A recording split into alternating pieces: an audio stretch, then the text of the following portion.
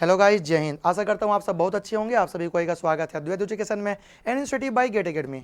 जितने भी लोग जो मेरे साथ आज बनेंगे, आज देखेंगे, आज से स्टार्ट हो रहा आप लोगों का पॉलिटी एमसीक्यू। ये स्पेशली बीपीएससी का एग्ज़ाम का क्वेश्चंस जो है वो भी हम कॉपी करेंगे, पीवाईक्यू और भी डिफरेंट एग्ज़ाम जो भी आप लोगों के एग्ज़ाम्स में क्वेश्चंस बन सकता है वो भी लेकर के आएंगे। संभावित क्वेश्चंस, आप लोगों के एक्सपेक्टेड क्वेश्चंस, सिलेक्शन वाले क्वेश्चंस, और स्पेशली ये आप लोगों का बीपीएससी सेनेटरी ऑफिसर वाला जो प्रिपरेशन कर रहे थे उनके लिए ये सारे के सारे क्वेश्चंस मैक्सिमम रहेंगे। ऐसे सारे एग्ज़ाम में वही क्वेश्चंस आता है पॉलिटी का जो हम आपको यहाँ पर पढ़ा रहे हैं, सारे एग्ज़ाम में वही आएगा। ठीक, पॉलिटी करेंगे हम लोग अभी, और पॉलिटी में देखेंगे क्वेश्चंस के थ्रू पूरे चैप्टर्स को समझेंगे और अच्छे से हम लोग पढ़ते जाएंगे।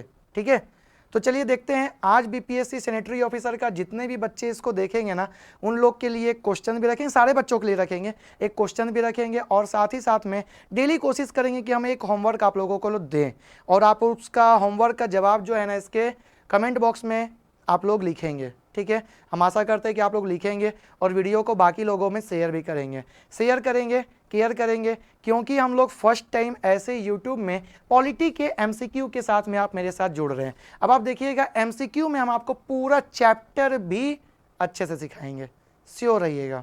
ठीक है, चलिए तो पहले क्वेश्चन की तरफ बढ़ते हैं और देखते हैं पहला क्वेश्चन क्या है। हम बाइलिंगुअल लेकर के चल रहे हैं, कोई हिंदी वाला हो तो भी दिक्कत ना हो, कोई इंग्लिश वाला हो तो भी दिक्कत ना हो। इनमें से कुछ कुछ क्वेश्चंस ऐसे हैं ना जो आपके बीएसएससी, बीपीएससी, जेपीएससी, सीजीपीएससी, जहां पर भी पॉलिटी आता है ना, वहां से ये क्वेश्चंस कॉपी किया गया है।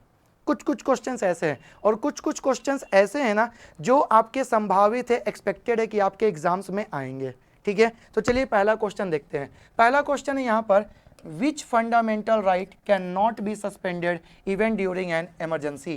पहला, right to speech, right to religion, right to equality, right to life and personal liberty. आपातकाल के दौरान भी कौन सी मौलिक अधिकारों को निलंबित नहीं किया जा सकता है। ऑप्शन ए, भाषण का अधिकार, ऑप्शन बी, धर्म का अधिकार, ऑप्शन सी, समानता का अधिकार, और ऑप्शन डी, जीवन और व्यक्तिगत स्वतंत्रता का अधिकार। आपको बताना है। ठीक है, आप लोगों का जवाब भी आते रहना चाहिए, और साथ ही साथ में आप लोग चैट बॉक्स में लिखते भी रहेंगे, कमेंट बॉक्स में लिखते भी रहेंगे जब ये वीडियो आप लोगों को दिखेगा। ठीक, हम इसको करते हैं थोड़ा सा डिफाइन। सबसे पहले यहाँ क्या बोल रहा है, आपातकाल। ठीक है, क्या बोल रहा है, इमरजेंसी। आपातकाल जो है ना, भारत में आपातकाल के लिए 3 कंडीशन बनता है और 3 आर्टिकल्स भी इसमें आता है। अब ये 3 कंडीशन 3 आर्टिकल्स के थ्रू हम लोग डिफाइन करते हैं कि ये 3 आर्टिकल कौन कौन सा है। हम लोगों के कॉन्स्टिट्यूशन का आर्टिकल नंबर 352, जिसको हम लोग बोलते हैं नेशनल इमरजेंसी। ठीक है, और इसको हम लोग बोलते हैं राष्ट्रीय आपातकाल। क्या बोलते हैं, राष्ट्रीय आपातकाल। दूसरा जो हो जाएगा वो हो जाएगा 356, जिसको हम लोग बोलते हैं क्या, तो presidential rule in states, PRS, जिसको बोलते हैं राज्य में राष्ट्रपति शासन। क्या हो जाएगा, राज्य में राष्ट्रपति शासन। ठीक है, ये हो जाएगा। आगे हम लोग देख रहे हैं इमरजेंसी कौन कौन टाइप का होता है। फिर होता है आर्टिकल नंबर 360, जिसको हम लोग बोलते हैं वित्तीय आपातकाल, फाइनेंशियल इमरजेंसी। क्या हिंदी में बोलते हैं, वित्तीय आपातकाल। ठीक, अब यहाँ पर आपातकाल के ड्यूरेशन के टाइम में, कोई भी आपातकाल अगर लग रहा है उसके ड्यूरेशन के टाइम में कौन सा ऐसा फंडामेंटल राइट जो है, फंडामेंटल राइट बोल रहा है मतलब मौलिक अधिकार बोल रहा है, कौन सा मौलिक अधिकार जो है ना जो खत्म नहीं होता है। अभी हम लोग अगर मौलिक अधिकारों की बात करें तो मौलिक अधिकारों की संख्या अभी करेंट में कितने हैं, तो अभी मौलिक अधिकारों की संख्या 6 है। पहले कितने होते थे, पहले मौलिक अधिकारों की संख्या होती थी 7। ठीक है, अभी कितने हैं, अभी ये 6।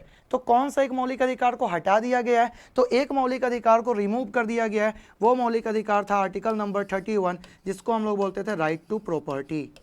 Right to property. ठीक है, हिंदी में हम लोग बोलते हैं संपत्ति का अधिकार। संपत्ति का अधिकार, ये राइट टू प्रॉपर्टी होता है, संपत्ति का अधिकार होता है। ठीक है, इसके लिए आर्टिकल 31 पहले था, अब इसको क्या कर दिया गया है, इसको कर दिया गया है डिलीट, इसको रिमूव कर दिया गया है, और ये संपत्ति का अधिकार जो कि एक फंडामेंटल राइट था, मौलिक अधिकार था, उसको डिलीट करके, उसको हटा करके अब इसको ले जाया गया है कहाँ, 300A में, 300A में ले जाया गया है। और 300A में ले जाने के बाद को इसको लग दिया गया है क्या, लीगल राइट में, विधिक अधिकार बना दिया गया है, लीगल राइट इसको बना दिया गया है। ठीक है, तो आप ध्यान रखिएगा सबसे पहले ये कि ये 7 से 6 कैसे हुआ। अब ये 7 से 6 जो हुआ, तो 6 प्रकार का मौलिक अधिकार भी हम आप लोगों को यहाँ पर आर्टिकल्स के थ्रू बता देते हैं। आप लोग अगर हो सकेगा नाम भी लिखिएगा, आगे है ऐसे नाम। ठीक है, हम आर्टिकल्स बता दे रहे हैं। ये आर्टिकल्स अगर फंडामेंटल राइट का हम लोग बात करते तो फंडामेंटल राइट जो है ना हम लोग कैरी किए हैं कहाँ से, ये हम लोग कैरी किए हैं मौलिक अधिकार अमेरिका से। ठीक है, हम लोगों का कॉन्स्टिट्यूशन जो है ना उसके पार्ट नंबर 3 में, भाग नंबर 3 में मौलिक अधिकारों का हम लोग वर्णन करते हैं। मौलिक अधिकार के लिए जो आर्टिकल है वो है आर्टिकल नंबर 12 से 35 तक में। और इसी में हम लोग 6 प्रकार के मौलिक अधिकारों का, पहले 7 अभी 6 प्रकार के मौलिक अधिकारों का हम लोग वर्णन करते हैं। ये 6 प्रकार के मौलिक अधिकार का आर्टिकल आप लोग नाम लिखिएगा, 14 से 18। ठीक है, फिर उसके बाद 19 से लेकर 22। ठीक है, फिर उसके बाद 23 और 24। ठीक है, उसके बाद 25 से 28। ठीक है, 29 और 30। ठीक है, 31। ठीक है, और उसके बाद 32। ये 6 प्रकार के मौलिक अधिकारों का, हम तो ऐसे 7 बता दिए, 6 प्रकार के मौलिक अधिकारों का हम आपको नाम भी लिखना है, आगे आएगा ऐसे। लेकिन इस समय पे आप वीडियो को कर दीजिए पॉज और अब नाम लिखिए चैट बॉक्स में, कमेंट बॉक्स में, आगे है 7 का, हम पूरा का पूरा 7 का नाम बताएंगे। 7 में से एक तो बता ही दिए, 6 का भी अभी नाम बताएंगे कि समता और समानता का अधिकार आर्टिकल नंबर 14 से 18 होता है। स्वतंत्रता का अधिकार आर्टिकल नंबर 19 से 22 होता है। ऐसे करके पूरा डिटेल्स बताएंगे। आगे हम लोग चलते हैं कि कौन सा मौलिक अधिकार जो है ना जो निलंबित नहीं होता है, जो सस्पेंड नहीं होता है। तो देखिए मौलिक अधिकारों का हम लोग अगर बात कर रहे हैं 12 से 35 तक में, तो सभी के सभी मौलिक अधिकारों का सस्पेंशन हो जाता है, सस्पेंड हो जाता है सभी के सभी मौलिक अधिकार ड्यूरिंग इमरजेंसी, आपातकाल के दौरान में। लेकिन सिर्फ एक जो मौलिक अधिकार है ना जो कि यहाँ पर आप लोगों को दिख रहा है वो है मौलिक अधिकार जीवन और व्यक्तिगत स्वतंत्रता। ठीक है, जीवन और व्यक्तिगत स्वतंत्रता ये हम लोगों के स्वतंत्रता के अधिकार में आता है और ये सस्पेंड नहीं होता है, ये खत्म नहीं होता है। और आपका सारा का सारा अधिकार जो है ना वो खत्म हो जाता है सिर्फ इसको छोड़ करके, जो है right to life and personal liberty. ठीक है, right to life and personal liberty का ये अधिकार जो है ना ये सस्पेंड नहीं होता है। क्या चीज़ के समय में, तो इमरजेंसी के समय में, कितने टाइप्स के, ये सारा चीज़ हम आप लोगों को बता दिए हैं। ऐसे कर करके हम आप लोगों को जानते हैं सारे क्वेश्चंस करवाएंगे और क्वेश्चंस जानते हैं 1 नंबर के होंगे और उसमें हम आप लोगों को डिटेल्स भी बताते रहेंगे। तो चलिए फिर बढ़ते अब हम लोग इसको आगे। आप लोग इसका स्क्रीनशॉट ले लीजिएगा और स्क्रीनशॉट लेकर के आप लोग इसको नोट कर लीजिएगा। ठीक, एकदम बेहतरीन तरीके से हम लोग बहुत सारे जानते हैं ट्रिक भी पढ़ेंगे। देखिए हम आपको ट्रिक बताते हैं। मौलिक अधिकार ना यहाँ पर ट्रिक है, एक छोटू सा ट्रिक है। मौलिक अधिकार कहाँ से लिया गया भाई, अमेरिका। यहाँ पर लिख रहे आपको अच्छे से दिखेगा अमेरिका। मौलिक अधिकार कितने नंबर के पार्ट में आता है भाई, तो आप बोलेंगे सर पार्ट नंबर जो है ना इसका, ये पार्ट नंबर है 3rd। देखिए कुछ जादू कर रहे हैं हम, आ गया पार्ट नंबर 3rd। बस कुछ नहीं है, हम आपको बस एक लॉजिक बता रहे हैं, आपको रटना कुछ नहीं है, बस ध्यान से आप सुनेंगे ना तो आपको सब कुछ क्लियर होगा जैसे हम आपको यहाँ पर ये बता दिए। ठीक है, चलिए बढ़ते हैं नेक्स्ट क्वेश्चन की तरफ, देखते हैं नेक्स्ट क्वेश्चन क्या कहता है।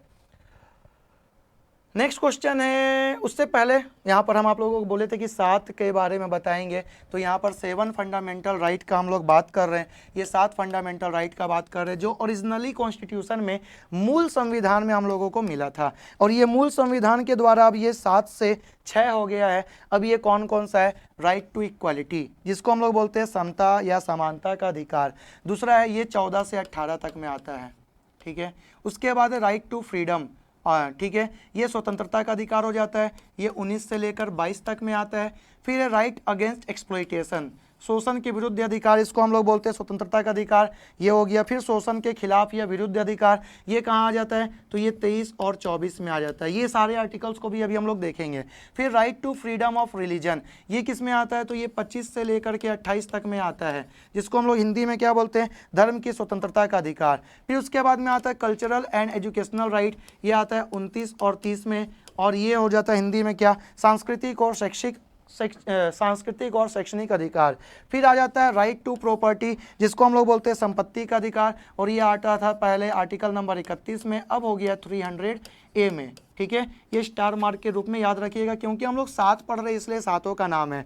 राइट टू कॉन्स्टिट्यूशनल रिमेडीज, जिसको हम लोग बोलते हैं 7वां नंबर में, जिसको पहले आता था, अब 6ठा में आ गया है, अब तो 6 में आ गया, 6 लिख देते हैं, 7 को कर देते इरेज, ठीक है, कट कर दिए हैं। ये क्या होता है, तो संवैधानिक उपचारों का अधिकार भी बोलते हैं इसको, संवैधानिक, क्या बोलते हैं, संवैधानिक उपचारों का अधिकार, ठीक है, संवैधानिक उपचारों का अधिकार। ये हो जाता है हम लोगों का आर्टिकल नंबर कितना में, तो ये हो जाता है हम लोगों का आर्टिकल नंबर 32 में, ये 32 में आ जाता है। तो ये जो 12 से 35 हम बताए ना, उसमें से 14 से लेकर 32 तक ही हम लोगों का मौलिक अधिकारों का वर्णन है, और 11 और 12 में उसके बारे में डिफाइन किया गया, और फिर 33, 34, 35 जो है ना, उसमें भी संवैधानिक उपचारों के अधिकार के बाद में मौलिक अधिकारों का वर्णन किया गया है।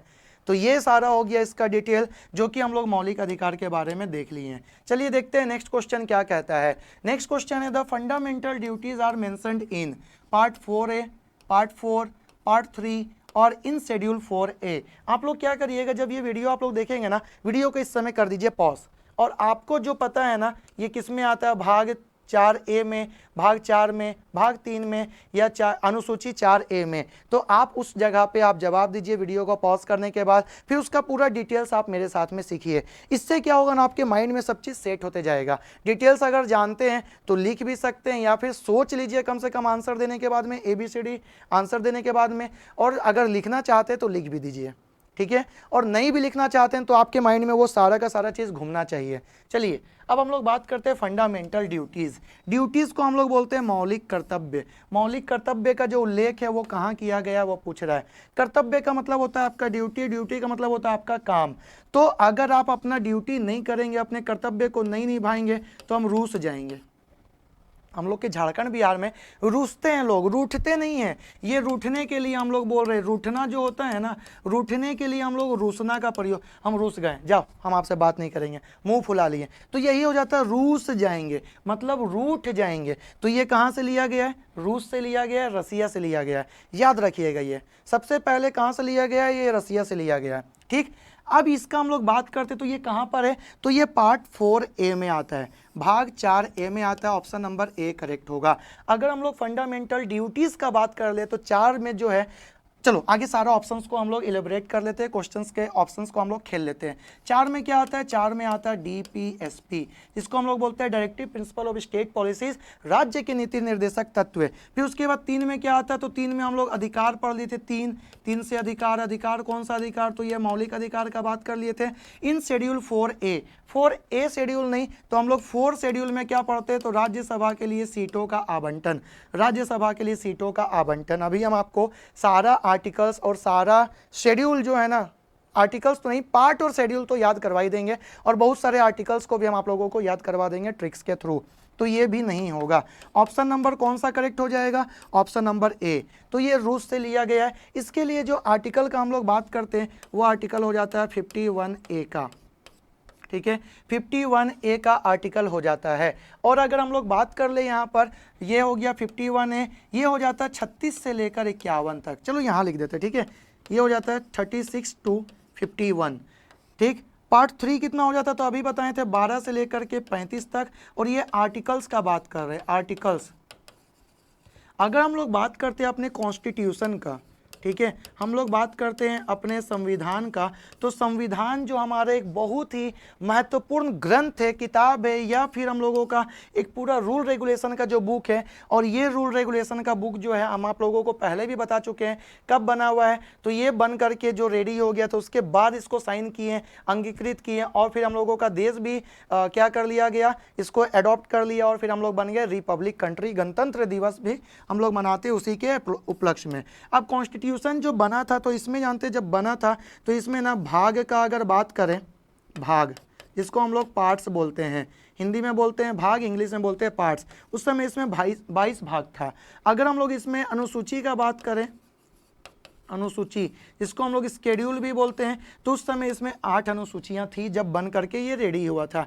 अगर हम लोग अनुच्छेद का बात करें, जिसको हम लोग अनुच्छेद, इसको हम लोग आर्टिकल्स बोलते हैं। तो ये आर्टिकल्स का संख्या उस समय 395 था, ठीक है। अभी इसमें 25 भाग हो गया। अभी करेंट का बता रहे हैं, ये करेंट का है, ठीक है। ये जब बना था तब का है, जब बन करके रेडी हुआ था तब का। अभी इसमें 12 अनुसूची हो गया। अभी इसमें 448 प्लस आर्टिकल्स भी हो गया है। तो यहाँ पर अगर हम लोग बात कर लेते हैं रूस का, रूठना का, और इस प्रकार से हम लोग बात करते हैं, अगर ये 12 से लेकर 35 और 36 से लेकर 51, तो 12 से 35 हो जाता मौलिक अधिकार, 36 से लेकर 51 हो जाता डीपीएसपी, राज्य के नीति निर्देशक तत्व। ये सब क्या है, सब बताएंगे आगे। और अगर हम लोग अनुसूची 4 का बात करते हैं तो ये राज्यसभा के लिए सीटों का आवंटन का बात कर देता है। और अगर हम लोग पार्ट 4A का बात करते हैं तो ये हम लोगों का आर्टिकल नंबर 51A में आ जाता है। और इस तरह से हम लोगों के संविधान के द्वारा हम लोगों को 11 प्रकार के कर्तव्यों को करने का काम मिला है। ये 11 प्रकार के कर्तव्य भी कौन कौन सा है वो भी हम लोग देखेंगे, ठीक है। ऐसे आप लोगों के लिए होमवर्क भी हम देते हैं। जनरली जब भी पढ़ाते हैं ना तो हम 11 प्रकार के कर्तव्य को लिखने के लिए देते हैं। पहले 10 प्रकार के कर्तव्य था, फिर उसके बाद 86 अमेंडमेंट 2002 के द्वारा 11वां कर्तव्य को जोड़ा गया, और वो माँ पिताजी के लिए, गार्जियन के लिए, पेरेंट्स के लिए जोड़ा गया था कि अपने बच्चों को जो शिक्षा पाने के योग्य, मतलब 14 साल तक के बच्चों के लिए क्या होता है कि उन लोगों को शिक्षा का उनको अधिकार मिले, और ये माँ पिताजी का होता है अधिकार, ये पेरेंट्स लोगों का कर्तव्य, पेरेंट्स लोगों का ड्यूटीज कर्तव्य होता है और बच्चों का अधिकार होता है। तो इस प्रकार से हम लोगों का पार्ट 4A हो जाएगा इसका आंसर। इसको आप लोग ले लीजिएगा स्क्रीनशॉट, ठीक है। हम हट गए साइड, आप लोग ले लीजिए स्क्रीनशॉट, फिर बढ़ते हैं आगे। तो आगे का क्वेश्चन है, which of the following articles of the Indian constitution contains fundamental duties 45, 51A, 42, 30। जल्दी से बताइएगा, भारतीय संविधान के निम्नलिखित में से किस अनुच्छेद में मौलिक कर्तव्य शामिल किया गया है। अब आप बोलेंगे सर ये तो अभी जस्ट बताए थे आप, इतना इजी क्वेश्चन। भाई सच में आया हुआ है, ये आप लोगों के एग्जाम में पहले आया हुआ क्वेश्चन है, वही चीज़ को हम कॉपी पेस्ट किए हैं। मत सोचिएगा कि एकदम इजी, इसके बाद टफ जब करवाएंगे ना, अभी आज पहला दिन है ना, धीरे धीरे हम लोग बढ़ेंगे टफ की तरफ, ठीक है। धीरे धीरे हम लोग बहुत सारा टफ भी क्वेश्चंस करेंगे। क्या वो अनुच्छेद हम लोगों का 45 है, क्या वो अनुच्छेद 51 है, 42 है कि 30 है, आपको बताना है, ठीक है। हम लोग अगर अनुच्छेद 45 का बात करें तो ये अनुच्छेद डीपीएसपी में आता है, क्योंकि डीपीएसपी में आर्टिकल कितना से कितना आता है, 36 से लेकर 51 तक ये इसमें लाई करेगा। 51A हम लोग पढ़े थे, पार्ट 4A का आता है। और पार्ट 4A जो है ना वो हम लोग फंडामेंटल ड्यूटीज़ को हम लोग बताते हैं। और फंडामेंटल ड्यूटीज़ जो है ना ये 1976 में जोड़ा गया था 42nd अमेंडमेंट के द्वारा।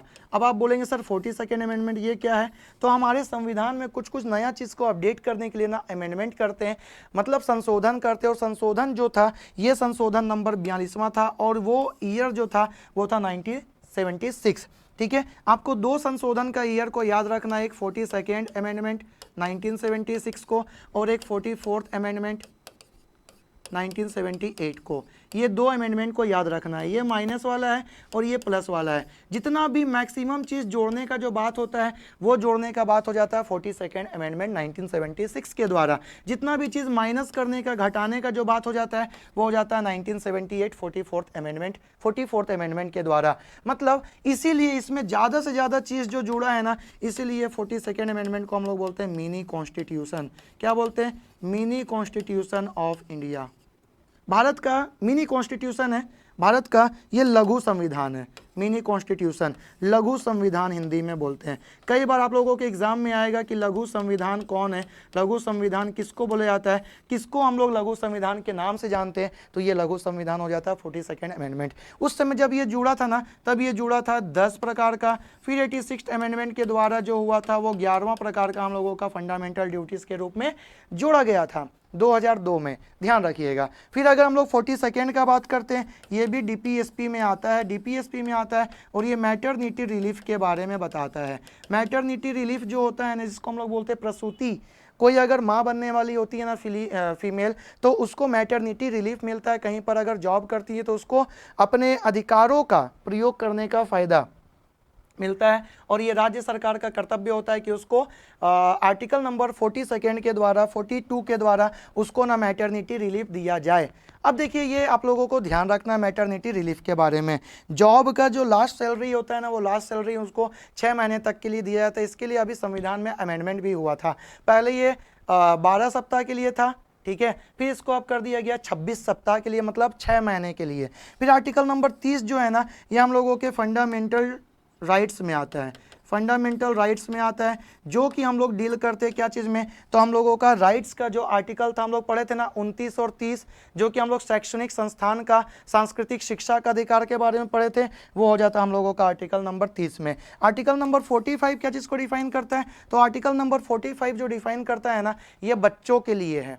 कोई भी अगर बच्चा जो शिक्षा पाने का अधिकार रखता है उनको शिक्षा दिया जाएगा। 14 साल से कम उम्र के बच्चों को शिक्षा देने का भी अधिकार का यहाँ पर बात किया जाता है, और ये बात हो जाता है हम लोगों का आर्टिकल नंबर 45 में। तो 51, 42 और 30 सारे के सारे आर्टिकल्स को हम लोग ऐसे करके देख लिए हैं। मतलब आपका क्वेश्चन से आपका पूरा डिटेल्स भी हम आप लोगों को बताते चल रहे हैं कि ये कहाँ पर लाई करता है और इसका मीनिंग क्या है। इसको भी ले लीजिएगा स्क्रीनशॉट। और ये सबसे इंपॉर्टेंट है, आज का सबसे इंपॉर्टेंट चीज़ जो है ना वो है ये बच्चे जानते हैं, अगर एक बार पढ़ लेना तो आपको कभी भूलना नहीं है। मैक्सिमम चीज़ ऐड करने का आता है 40 सेकेंड में, और मैक्सिमम चीज़ लेस करने का या माइनस करने का आता है हमारे कॉन्स्टिट्यूशन में, वो है 44th। ठीक है, चलिए आगे बढ़ते हैं और देखते हैं आगे में क्या चीज़ के बारे में बताया जा रहा है। आगे का जो क्वेश्चन है, which of the following are fundamental duties, safeguarding public property, protecting the sovereignty, integrity and unity of India, developing scientific temper and humanism, all the above। निम्नलिखित में से कौन सा मौलिक कर्तव्य है? मौलिक कर्तव्य कौन सा है बताना है। एक नंबर है सार्वजनिक संपत्ति की सुरक्षा, बी नंबर है भारत की संप्रभुता, अखंडता और एकता की रक्षा करना, सी नंबर है वैज्ञानिक स्वभाव और मानवतावाद विकसित करना, डी नंबर है उपरोक्त सभी। तो जल्दी से बताइएगा कि ये किस में है, मौलिक कर्तव्य का कितना कौन कौन सा इसका ऑप्शन होगा। आप वीडियो को पॉज करिएगा और इसका जवाब ना फिर से कमेंट बॉक्स में दीजिएगा, और क्वेश्चन को लिख करके कि ये कौन सा क्वेश्चन का जवाब दे रहे हैं।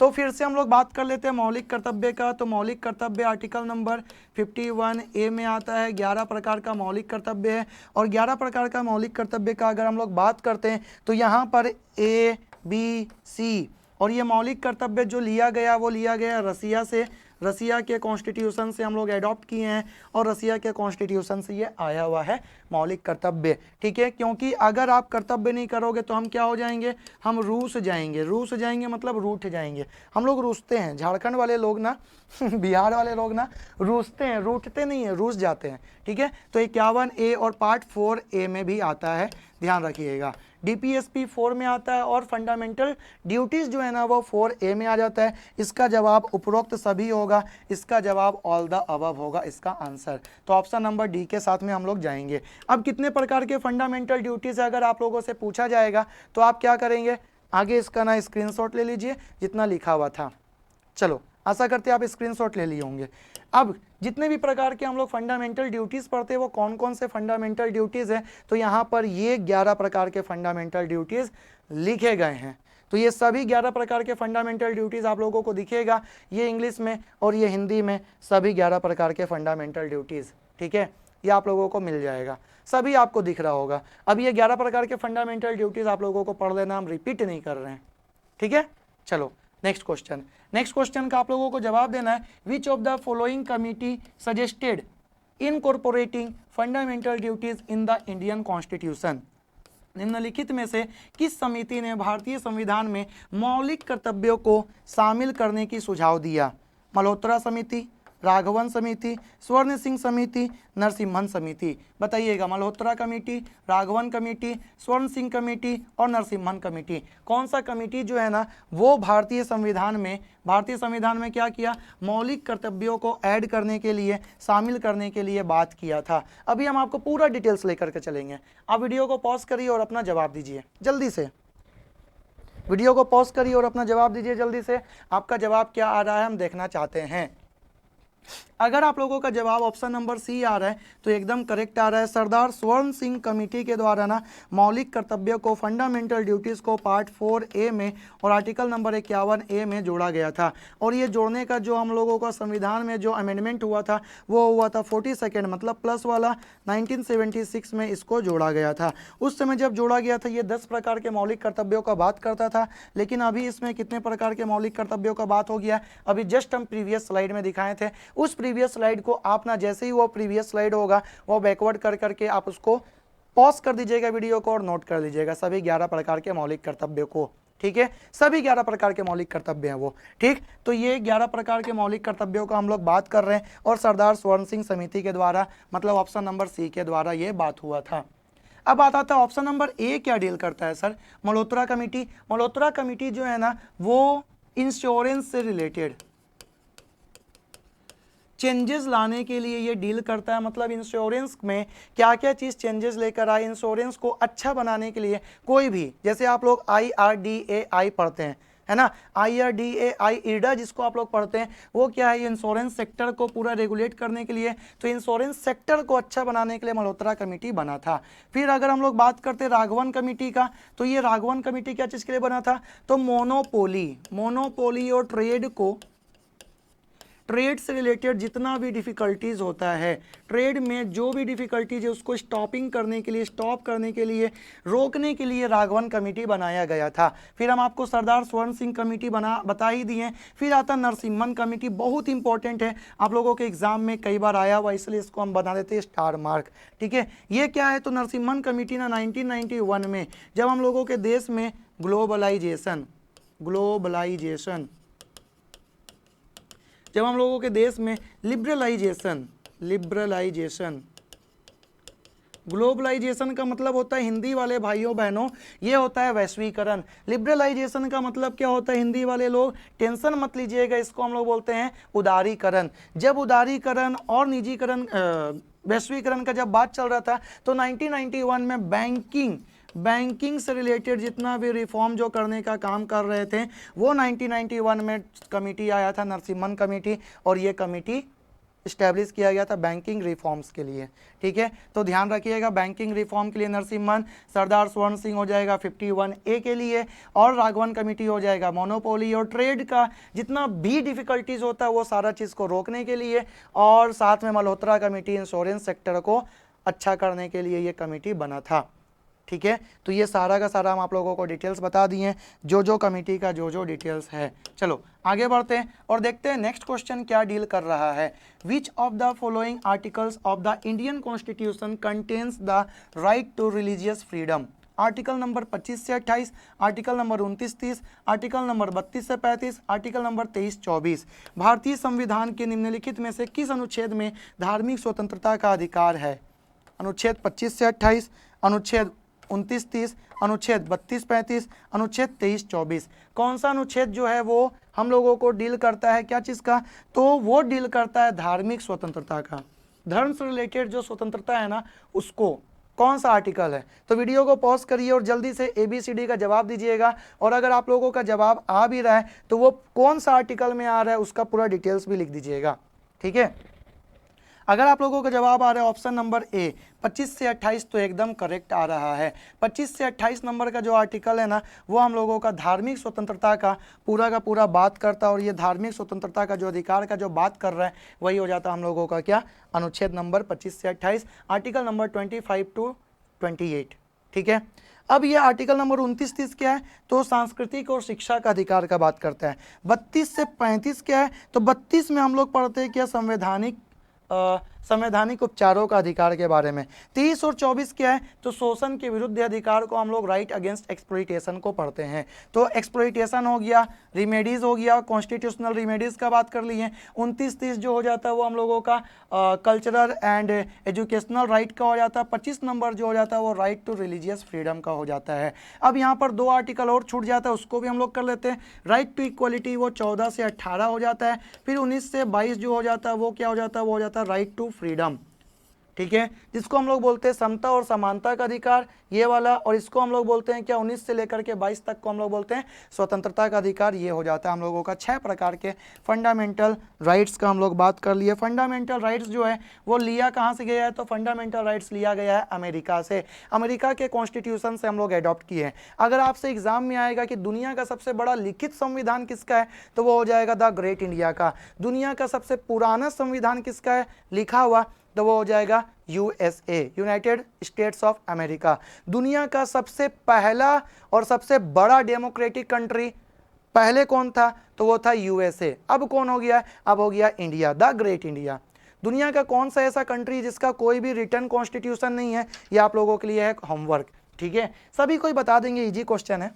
चलो नेक्स्ट, यहाँ पर हम लोग देख रहे हैं राइट टू इक्वलिटी 14 से 18, राइट टू फ्रीडम 19 से 22, right against exploitation 23-24, right to freedom of religion 25 से 28, cultural and educational right 29-30, right to property right 31, फिर उसके बाद right to constitutional remedies article number 32। ये सारा का सारा आर्टिकल्स अभी हम आप लोगों को बता दिए हैं। ये फंडामेंटल राइट्स में, मौलिक अधिकार में ये सारा का सारा चीज़ आता है।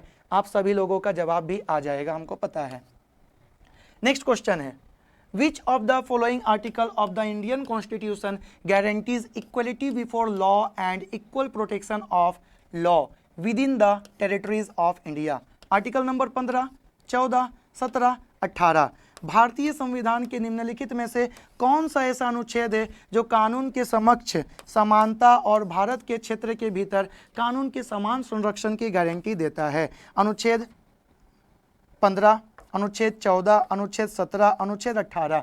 जल्दी से जवाब दीजिएगा, क्या जवाब आ रहा है आप लोगों का? वीडियो को कर दीजिएगा पॉज और जवाब दीजिएगा, ठीक है। सबसे पहले अगर जहां पर भी आपको इक्वलिटी वर्ड दिख जाए, तो इक्वलिटी वर्ड जहां पर भी आपको दिख जाए तो वो समझ लीजिएगा आप लोगों का पहला मौलिक अधिकार है। और वो पहला मौलिक अधिकार, पहला फंडामेंटल राइट जो होता है ना, वो 14 से 18 तक में होता है। यहाँ पर सारा का सारा आर्टिकल को हम लोग देखेंगे और सारा का सारा आर्टिकल क्या चीज़ को डील करता है उसको भी देखेंगे। तो ये इक्वलिटी वाला बात आ जाता है हम लोगों का किस में? वो राइट टू इक्वलिटी में आ जाता है। तो यहाँ पर ये चीज़ को हम लोगों को ध्यान रखना, आर्टिकल नंबर कौन सा हो जाएगा? यहाँ पर इक्वलिटी बिफोर लॉ का बात कर रहा है तो ये आर्टिकल नंबर 14 हो जाएगा। And equality protection of law with in the union territory का बात कर रहा है तो ये भी आर्टिकल नंबर 14 का हम लोग बात कर देंगे, ठीक है। तो यहाँ पर जवाब आप लोगों का अगर आप लोगों को ऑप्शन नंबर बी आ रहा था तो एकदम करेक्ट है। यहाँ पर जवाब ऑप्शन नंबर बी ही होगा, ठीक है, ऑप्शन नंबर बी ही जवाब होगा। अब यहाँ पर ऑप्शन नंबर बी के साथ में right to equality before law का हम लोग बात करते हैं, जो कि हो जाएगा हम लोगों का समता या समानता का अधिकार। समता या समानता का अधिकार, समता या समानता का अधिकार। और इसमें कितना नंबर का आर्टिकल आ गया भाई? इसमें आर्टिकल आ जाता है सर 14 से 18। फंडामेंटल राइट्स में हम लोगों का, मौलिक अधिकार में हम लोगों का पहला नंबर का जो अधिकार है वो होता है 14 से 18 में, वो होता है समता या समानता का अधिकार, राइट टू इक्वलिटी का हम लोग बात करते हैं। चलो अब इसमें देखते हैं कौन कौन से आर्टिकल हैं। तो 14 से 18 तक के सभी आर्टिकल्स को हम लोग करते हैं डील। 14 नंबर का जो आर्टिकल है वो क्या बताता है? वो बताता है the state shall not deny to any person equality before law. देखिए यही था ना, equality before law and equal protection of the laws within the territories of India, यही क्वेश्चन था ना। देख लीजिए आर्टिकल नंबर 14 में आ गया। ऑन ग्राउंड्स ऑफ, क्या चीज़ के ग्राउंड्स में? रिलीजन, रेस, कास्ट, सेक्स और प्लेस ऑफ बर्थ। मतलब कानून जो है ना, कानून के समक्ष सब समान है, चाहे और पूरे के पूरे भारत के राज्यों में सभी कोई कानून के समक्ष समान है, चाहे वो कोई भी ग्राउंड से कर रहे हो, चाहे वो कास्ट रिलीजन के अकॉर्डिंग हो, रेस के अकॉर्डिंग हो, कोई भी कास्ट की हो, कोई भी सेक्स, मेल फीमेल कुछ भी हो, या उनका कहीं पर भी जन्म हुआ है, कानून के समक्ष सब समान है। यह आर्टिकल नंबर 14 बोलता है। मत लिख दीजिएगा अपने भावनाओं को कि सर मेरा झगड़ा हुआ था, मैं FIR करने गए, नहीं लिखा, लेकिन वही पैसा वाला जो था उसका FIR लिख दिया, क्या करें। चलो नेक्स्ट, आर्टिकल नंबर 15 क्या डील करता है? The state shall not discriminate any against any citizen of the grounds only the religion, race, caste, sex, place of birth of any of them. ये जो राज्य है ना, राज्य कभी भी किसी से डिस्क्रिमिनेशन नहीं करेगा, किसी से कोई भी चीज़ का मतलब कि उसका उल्लंघन नहीं करेगा। क्या चीज़ का? चाहे वो किसी भी रिलीजन का हो, चाहे वो किसी भी रेस का हो, किसी भी जाति का भी हो, किसी भी वो सेक्स का हो, या कहीं पर भी वो जन्म लिया है, उससे राज्य कोई भी डिस्क्रिमिनेशन नहीं करेगा। आर्टिकल नंबर 16 VVI है, बहुत ज़्यादा इंपॉर्टेंट भी है। Right there shall be equality of opportunity for all. जितने भी लोग हैं सभी लोगों के लिए समान अवसर भी होगा, अवसर का जो होगा वो समान अवसर होगा। सही बात है। तो राज्य सरकार जो है ना, ये राज्य सरकार का कर्तव्य होता है कि वो हम लोगों को ये राइट्स प्रोवाइड करे। ये सरकार का, गवर्नमेंट का, सभी लोगों के लिए ना इक्वलिटी ऑफ अपॉर्चुनिटी जो रहता है वो सबके लिए रहता है, फॉर ऑल, सभी लोगों के लिए। Next, for citizen in the matters relating to the employment, जो भी एम्प्लॉयमेंट रोजगार का बात कर रहा है तो रोजगार का जो अवसर है वो सबके लिए एक बराबर होता है। Appointment to any office under the state, कोई भी राज्य का जो ऑफिस है उस जगह में सभी को के लिए एक रोजगार का अच्छा अवसर मतलब इक्वल अवसर होगा। आर्टिकल नंबर 17 बहुत ज़्यादा इंपॉर्टेंट है। ये क्या है तो ये कई बार पूछा भी गया है, इसमें डबल स्टार मार्क दे दीजिए, कई बार पूछा गया है। ये क्या है तो ये है अबोलिशन ऑफ अनटचेबिलिटी, छुआछूत का अंत, छुआछूत का अंत किया जाएगा और ये आर्टिकल नंबर 17 के थ्रू है। आर्टिकल नंबर 18 और भी ज़्यादा इंपॉर्टेंट है। ये है क्या abolition of titles except military and academic, सिर्फ और सिर्फ जितने भी प्रकार की उपाधि है उन लोगों का अंत कर दिया जाएगा, सिर्फ और सिर्फ मिलिट्री उपाधि और एकेडमिक उपाधि को छोड़ करके। ये उपाधि का मतलब जैसे मिलिट्री में कोई होता है कर्नल, मेजर, ठीक है, ब्रिगेडियर, ये वो सारे पोस्ट के होते हैं तो उन लोगों को उपाधि मिलता है। जैसे एकेडमिक में आपको डॉक्टरेट का, पीएचडी जिसको आप कर लेते हैं डॉक्टरेट का उपाधि मिल जाता है, ठीक है, बिलीप का उपाधि मिल जाता है, सब चीज़ का, बैचलर ऑफ कॉमर्स का भी उपाधि मिल जाता है। तो ये एकेडमिक और मिलिट्री को छोड़ करके सभी प्रकार की उपाधियों का कर दिया गया है अंत। ये हो जाता है आर्टिकल नंबर 14 से लेकर के 18 तक में, ठीक है। चलो तो ये इसको भी आप लोग कर लीजिएगा, स्क्रीनशॉट ले लीजिएगा, हम हट जाते हैं साइड ताकि आप लोगों का ना कुछ भी दिक्कत ना रहे ये 14 से लेकर 18 तक के आर्टिकल में।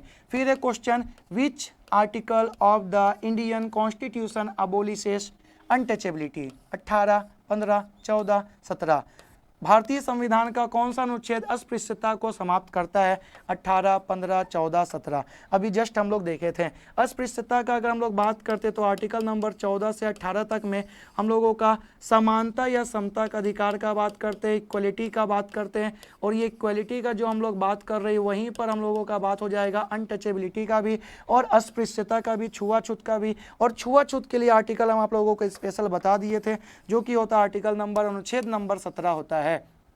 18 क्या अबोलिशन ऑफ टाइटल्स, 15 क्या तो कोई भी कहीं पर भी जन्म लिया है किसी भी जगह में, किसी भी जाति का, किसी भी धर्म का, किसी भी सेक्स का अगर होता है तो उससे कोई डिस्क्रिमिनेशन नहीं होगा। इक्वलिटी बिफोर लॉ जो है ना, कानून के समक्ष समानता का बात कर देते हैं 14 में।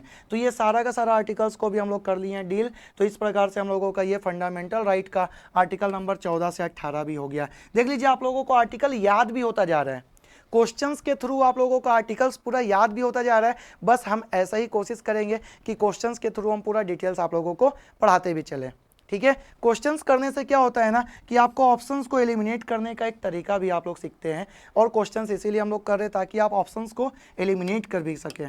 चलो नेक्स्ट क्वेश्चन है यहाँ पर, which of the following is correct with respect to right against exploitation.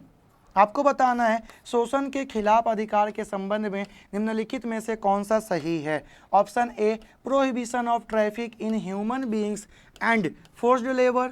Option b, freedom as to payment of the taxes for the promotion of any particular religion. फिर option c, protection of interest of minorities. Option d, equality before the law. यहाँ पर मानव यातायात और जबरन श्रम का निषेध ये होगा। ऑप्शन बी, किसी विशेष धर्म के प्रचार के लिए करों का भुगतान के रूप में स्वतंत्रता ये होगा। या अल्पसंख्यकों के हितों की सुरक्षा का बात करेंगे, या कानून के समक्ष समानता का बात करेंगे। आपको बताना है कि कौन सा ऑप्शन जो है ना वो करेक्ट होगा राइट अगेंस्ट एक्सप्लॉयटेशन में, शोषण के विरुद्ध अधिकार में कौन सा हम लोगों का ऑप्शन करेक्ट होगा। सबसे पहले शोषण के विरुद्ध अधिकार का अगर हम लोग बात करते हैं, शोषण के खिलाफ अधिकार का बात करते हैं तो यहाँ पर आर्टिकल नंबर 23 और 24 का हम लोग बात करते हैं।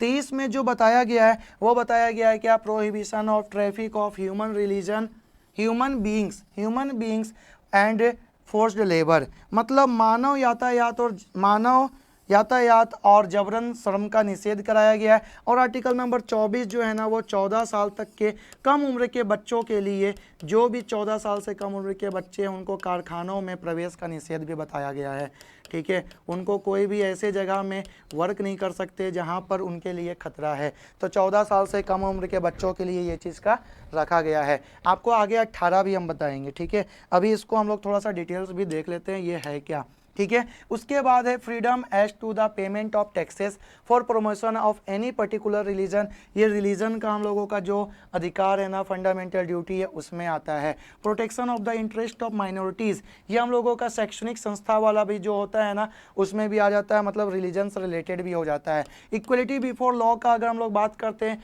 कानून के समक्ष समानता का बात करते हैं, ये आर्टिकल नंबर 14 का भी बात कर लेता है। ये सभी का सभी आर्टिकल हम लोगों का मौलिक अधिकार से संबंधित था। आर्टिकल नंबर 23 क्या बताता है? Prohibition of the traffic in human beings and forced labour, जो कि अभी हम लोग देखे थे यहाँ पर ऑप्शन नंबर ए। उसके बाद आर्टिकल नंबर 24 क्या बताता है? जो कि है एम्प्लॉयमेंट ऑफ द चिल्ड्रेन। क्या बोल रहा है? The article state that no children shall be employed to work in a factory, mine or engaged in any other hazardous employment below the age of the 14। अब यहाँ पर bracket में दिया गया है 18 भी, इसको भी हम बताते हैं। मतलब फैक्ट्री में भी काम नहीं कर सकता है, कोई माइन में भी काम नहीं कर सकता है, कहीं पर भी उसको इंगेज नहीं कराया जा सकता है कोई हजारडस एम्प्लॉयमेंट में, जो भी बच्चा 14 साल से उम्र का कम का होता है। अब यहाँ पर 18 क्या है?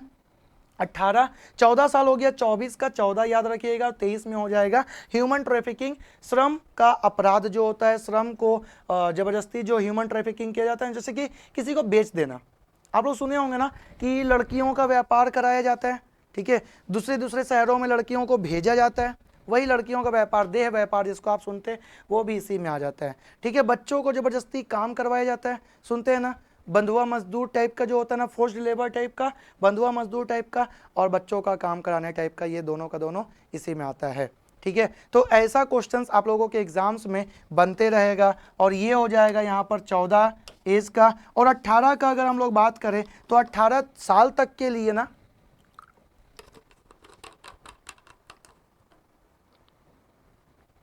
18 साल तक के लिए बच्चों को ये सब काम में, जो भी थोड़ा खतरा वाला काम होता है, उनको काम नहीं करने दिया जाना चाहिए। Next question, in which part of the Indian constitution the fundamental right are provided? Part 2, part 3, part 5, part 4। भारतीय संविधान के किस भाग में मौलिक अधिकार प्रदान किए गए हैं? आप वीडियो को करिए पॉज और जवाब दीजिए। भाग 2, भाग 3, भाग 5 और भाग 4। जल्दी से बताइएगा मौलिक अधिकार कौन से भाग में है, फटाफट बताइएगा मौलिक अधिकार कौन से भाग में है, आप लोगों का जवाब आना चाहिए। अगर यहाँ पर आप जवाब दे रहे हैं ऑप्शन नंबर बी, तो आपका एकदम करेक्ट है, बी ही करेक्ट होगा। हम लोगों का जो मौलिक अधिकार का हम लोग बात करते हैं, तो मौलिक अधिकारों की संख्या पहले 7 थी, अब कितनी हो गई है? अब हो गई है 6। मौलिक अधिकारों का पूरा डिटेल्स हम लोग देख लिए हैं। आर्टिकल नंबर 12 से लेकर 35 तक मौलिक अधिकारों का बात करते हैं, और उसमें से 14 से 18 का बात करते हैं, जो कि हम लोगों का हो जाता है पहला नंबर का मौलिक अधिकार, राइट टू इक्वलिटी का बात करते हैं। और ऐसे करके हम सारा बता दिए। अब आप लोगों का होमवर्क है कि आप लोग ना 18 के बाद 19 से 22 फ्रीडम का जो बात करते हैं हम लोग, स्वतंत्रता का अधिकार का बात करते हैं, 23 और 24 एक्सप्लॉइटेशन का जो बात करते हैं, 25 से 28 रिलीजन का जो हम लोग बात करते हैं, 29 और 30 जो हम लोग सांस्कृतिक शिक्षा का बात करते हैं, है ना, कल्चरल हम लोग राइट का बात करते हैं। 31 जो पहले था अब 32 हो गया है, उसको डिलीट कर दिया गया। 31 को 300A में ले जाया गया, और 32 कॉन्स्टिट्यूशनल रेमेडीज़ का हम लोग बात कर देते हैं, संवैधानिक उपचारों का बात कर देते हैं। और ये जो लिया गया है, ये लिया गया अमेरिका से, हम ये भी बता देते हैं, और हमारे संविधान में ये अडॉप्ट किया गया अमेरिका से। और भाग नंबर 3 हो जाएगा इसमें 12 से 35 नंबर तक का आर्टिकल। अगर हम लोग भाग 2 का बात करते हैं, तो भाग 2 पार्ट 2 जो है ना, ये सिटीजनशिप को डील करता है, सिटीजनशिप को डील करता है, मतलब नागरिकता को डील करता है। इसके लिए जो आर्टिकल होता है वो कितना होता है? वो होता है 5 से लेकर के 11 तक का आर्टिकल। फिर उसके बाद अगर हम लोग भाग 3 देख लिए, भाग 5 जो होता है ना, वो यूनियन को डील करता है, केंद्र को या संघ को डील करता है ये। ठीक है, इसी में हम लोग प्रेसिडेंट और वाइस प्रेसिडेंट का बात करते हैं। भाग 4 जो बात करता है, ये डीपीएसपी का बात करता है। तो इस प्रकार से हम लोग डीपीएसपी, यूनियन, सिटीजनशिप और साथ ही साथ में हम लोग मौलिक अधिकार यानी फंडामेंटल राइट्स को भी हम लोग जान गए हैं। चलो आगे देखते हैं नेक्स्ट क्वेश्चन क्या है। नेक्स्ट क्वेश्चन है, the fundamental duties were included the constitution of India by which of the following amendment act? 40th amendment act, 44th amendment act, 43rd amendment act, 42nd amendment act. मौलिक अधिकारों को निम्नलिखित में से किस संशोधन अधिनियम द्वारा भारत के संविधान में शामिल किया गया है? क्या यह संविधान 40वां संविधान संशोधन अधिनियम था, 44वां संविधान संशोधन अधिनियम था, 43वां संविधान संशोधन अधिनियम था कि 42वां संविधान संशोधन अधिनियम था? आपको बताना है कि कौन सा संविधान संशोधन अधिनियम ये था। वीडियो को पॉज करिए और जल्दी से लिखिएगा इसका जवाब। चलो, अगर आप लोगों का जवाब यहाँ पर आर्टिकल नंबर डी आ रहा है तो एकदम करेक्ट आ रहा है। ये article number sorry option number D होगा। ऑप्शन नंबर डी होगा और ये option number D 42nd amendment 1976 के थ्रू हमारे संविधान में जोड़ा गया था। और सरदार स्वर्ण सिंह कमेटी, ये भी लिख देते हैं, सरदार स्वर्ण सिंह कमेटी के द्वारा रिकमेंडेशन के थ्रू, स्वर्ण सिंह कमेटी के रिकमेंडेशन के थ्रू ये मौलिक अधिकारों को फंडामेंटल ड्यूटीज़ को हमारे संविधान में, मौलिक कर्तव्यों को हमारे संविधान में जोड़ा गया था। और उस समय जब जोड़ा गया था इसमें 10 प्रकार के मौलिक कर्तव्यों का बात था। अब इसमें कितने मौलिक कर्तव्यों का बात कर देते हैं हम लोग? अब इसमें हम लोग 11 प्रकार के मौलिक कर्तव्यों का बात कर देते हैं। 86 नंबर का जो अमेंडमेंट था जो कि 2002 में हुआ था, उसके थ्रू 11वां नंबर का मौलिक कर्तव्य जो है ना वो जोड़ा गया था भारतीय संविधान में। और यहाँ पर आर्टिकल नंबर डी करेक्ट हो जाएगा। आर्टिकल नंबर बी भी हम आप लोगों को बता दिए हैं कि आर्टिकल नंबर बी 1978 का ईयर होता है और इसमें सारा का सारा चीज़ माइनस करने का बात करते हैं। जैसे आर्टिकल नंबर 31 को जो डिलीट किया गया है ना और उसको 300A में ले जाया गया है ना, जो कि राइट टू प्रॉपर्टी होता था, पहले राइट टू प्रॉपर्टी होता था, प्रॉपर्टी जिसको हम लोग बोलते हैं ना, राइट टू प्रॉपर्टी को हम लोग बोलते हैं ना क्या चीज़ का? तो संपत्ति का अधिकार। ये संपत्ति का अधिकार को अब 300A में ले जाया गया और ये अब बन गया लीगल राइट।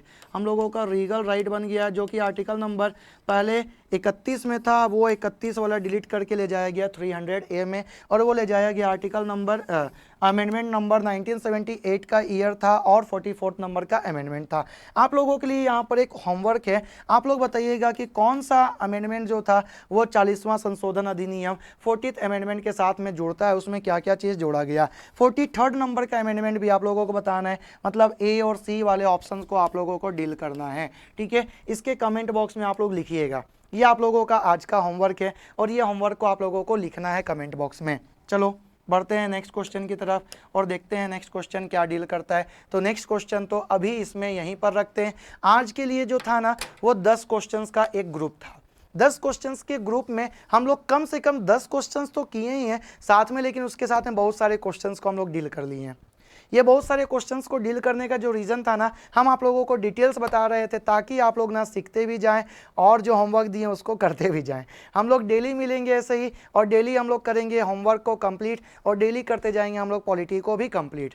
ठीक, तो जो भी एग्ज़ाम आप लोगों का इंडिया का रहता है ना, सब जगह में ऐसा ही पॉलिटी आता है। स्पेशली आप सभी बीपीएससी वाले जो बच्चे, सैनिटरी ऑफिसर वाले जो बच्चे हैं ना, उन लोगों के लिए एकदम स्पेशल है।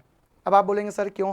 एमसीक्यू के थ्रू हम लोगों का जानते हैं एक बोलते हैं ना कि आपको एग्ज़ाम के पैटर्न कैसे होते हैं वो भी पता चलते जाएगा और साथ ही साथ में ऑप्शंस को एलिमिनेशन कैसे करते चलते हैं वो भी पता चलता जाएगा।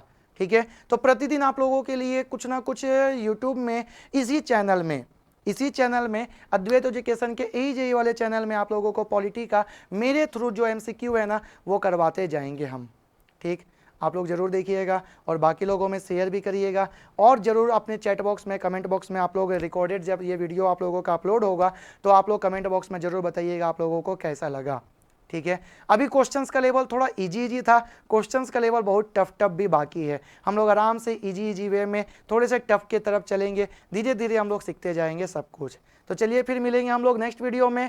तो इस वीडियो को यहीं पर देते हैं विराम, मिलते हैं नेक्स्ट वीडियो में। और उसके पहले आप सभी लोगों को all the very best. BPSC sanitary officer का तैयारी जो कर रहे हैं और भी कोई भी एग्जाम का तैयारी करे जिसमें पॉलिटी आता है, उन सभी बच्चों के लिए मिलते हैं हम लोग नेक्स्ट वीडियो में। तब तक के लिए टाटा बाय बाय, जय हिंद, जय भारत, वंदे मातरम।